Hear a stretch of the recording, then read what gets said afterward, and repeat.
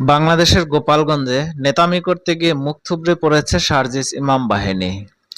জনতার প্রবল প্রতিরোধের মুখে পড়ে প্রাণ ভয়ে ছুটতে হয়েছে তাদের। ভিডিও ফুটেজে দেখা গেছে নব্য রাজাকারদের একটি দল সেনাবাহিনীর ট্যাঙ্কের ভিতরে লুকিয়ে কোনো রকমে যান বাঁচিয়ে পালিয়ে যাচ্ছে। তবে এতদিন গা ঢাকা দিয়ে থাকা সেনাবাহিনী এই অপমান সহজে মেনে নিতে পারেনি। দীর্ঘদিন ভেজা বিড়াল হয়ে থাকা সেনারা এবার হঠাৎ করেই গর্জে উঠেছে নিরীহ জনতার উপর। নির্বিচারে গুলি চালিয়ে এখন পর্যন্ত 10 জন নিহত এবং অন্তত 50 জন আহত হওয়ার খবর পাওয়া গেছে। এদিকে এই ঘটনার পর নিজেদের প্রভুর অপমানে হাহাকার শুরু করেছে জামাত বিএনপি জোট। গোপালগঞ্জের ঘটনায় ছেলের লজ্জায় বাপের ঢাকায় বিক্ষোভ মিছিল বের করতে হয়েছে।